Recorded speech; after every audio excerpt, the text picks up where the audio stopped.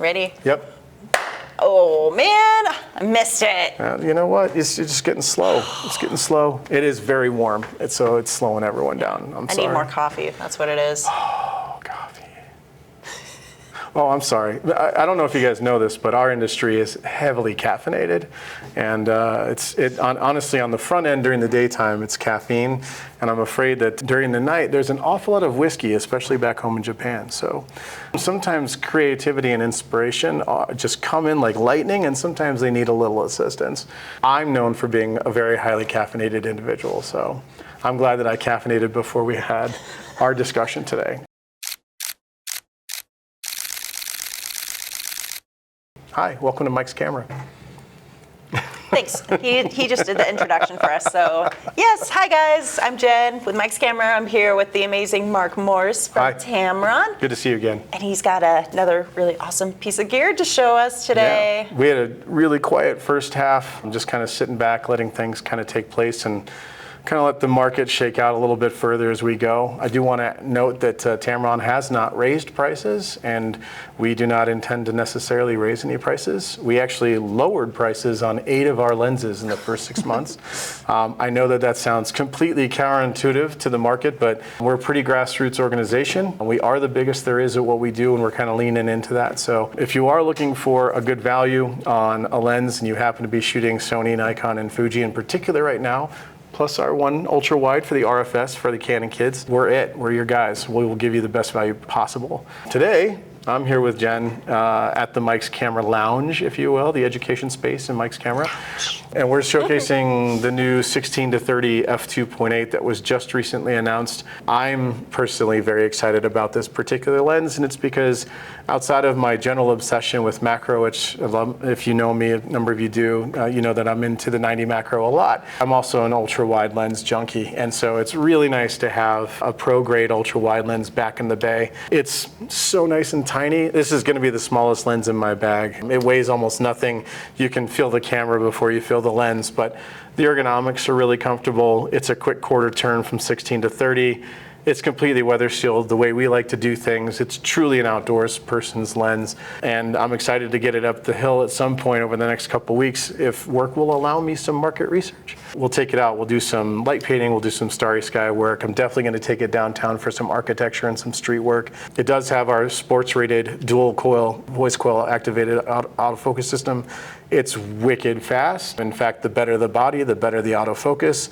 You put on my ZF here or on the 7.4 here, it moves pretty good. But when you put it on an A1 Mark II or an A9 III or a Z8, it just flies. So considering all those things, it's also superb for video. It is one of our hybrid lenses. This is now our 10th hybrid lens for Sony and our 5th for Nikon.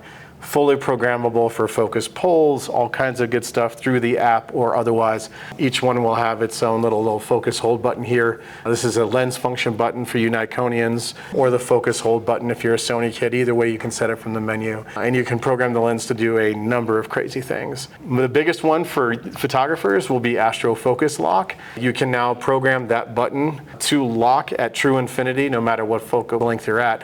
So if I'm at 16 mil and I want to do my Milky Way, I just hit this button and it now locks the lens at true infinity. My stars are in focus. I don't have to try and mess with that anymore. It's hours of my life saved, and I appreciate that it exists. So that is a feature that is beholden to all of our hybrid lenses. It just happens that it's going to be really, really nice to have in an ultra wide bright zoom like this guy. So do you have any questions for me, Ms. Jen? Anything that you would like as a photographer, videographer that a lens like this might do?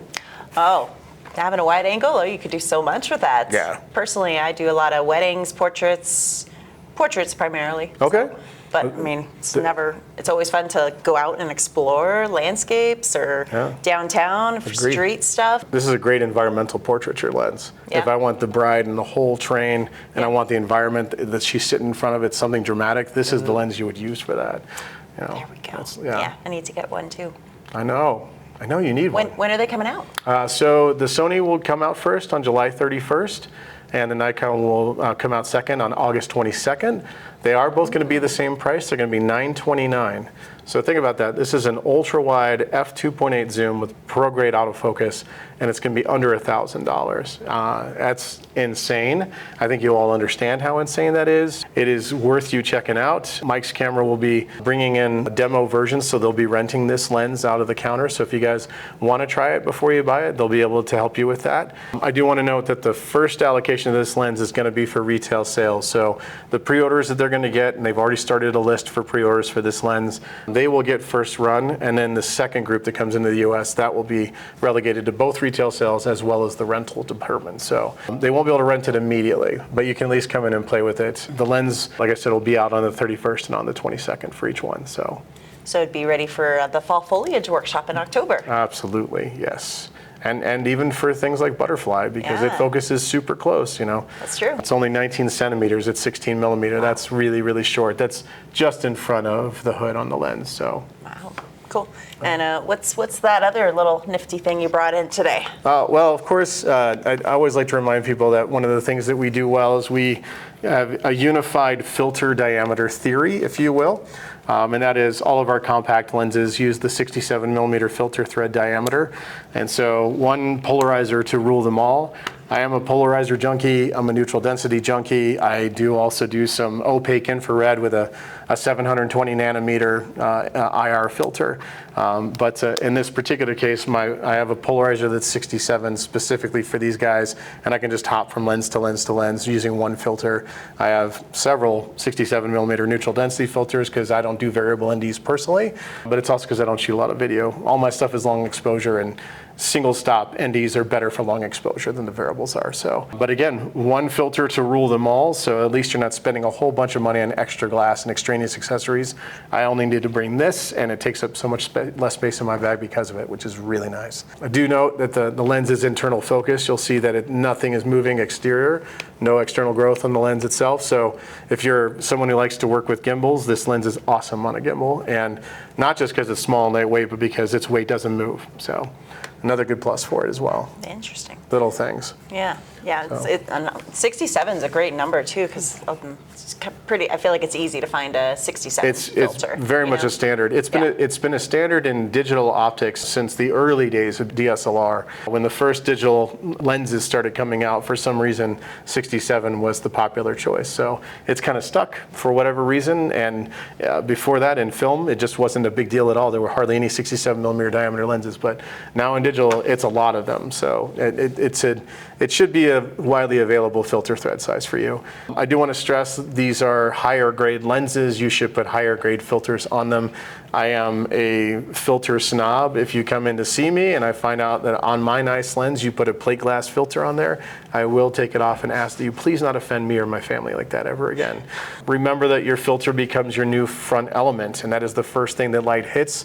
Nothing is more important. So you can either protect the lens and protect the quality of your images, or you just don't use a filter. Just take it off and get rid of it. We fix more bad images by replacing bad filters than I can possibly tell you. So buy good filters. Mike's Camera, being a ProMaster dealer, the HGX filter, the red band, can't miss them. These are really nice filters. I do use it. This is my filter. I do recommend them for our stuff. So if I see you have an HGX, I will applaud you and give you a cookie. So. Cookie? Yeah. What? Maybe like a lifesaver root beer thing. Reed. I love the Reed mints. Those are really good. Old school candies.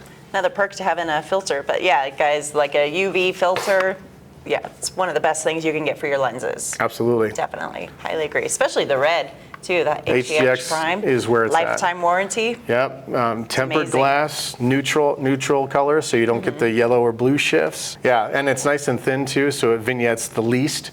I mean, we are adding glass to the front of a lens. It's going to cause a little bit, but it vignettes the least, while still being able to hold your lens cap, because there are some thin filters out there that can't do that, unfortunately. We do include the hood with all of our filters, so that's also cheap protection. I'm well known for stress testing the Tamron lenses. My corporate office is getting 2 of my lenses shipped back to them today.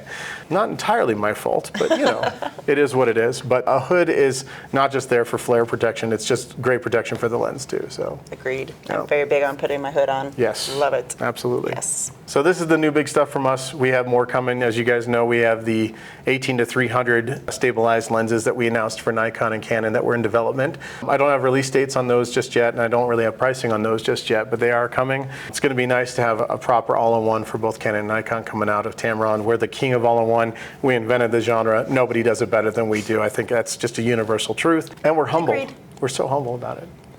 And they got cookies. Apparently. Yes, I did claim cookies. I'll create access to the cookies should we need it. He does have really cool toys he brings with him. If you ever see him at a store, Yeah. you can always find something cool on his table. Yeah, I try to bring a transformer. They're just interesting to shoot up close, and they're great macro subjects, you know. Agreed. And they have really great color. And they're All cheaper to about replace than jewelry.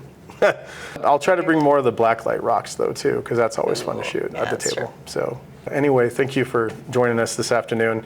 The introduction to the Tamron 16-30 f2.8 VXD G2. It does replace the 17-28 2.8 that has been around for the last 6 years. It's been widely respected. People love that lens. This is just the bigger, better, faster, more version of that lens, if you call it the ultra mega anime version of that lens. So we took all of the good stuff that we did from that, improved on all of it, and made the rest better. So it's going to be perfect for y'all. 9/29 coming out in a month. Thanks. Thank you, Mark, and thank you guys for joining in to check out this video. If You're you have welcome. any questions for Mark, just type your comments in below and I'll get them over Oh to yeah, him. haze me, like put me to the test. Let's see what you got. Bring on the questions. Absolutely. Peace. Thank you guys. Bye.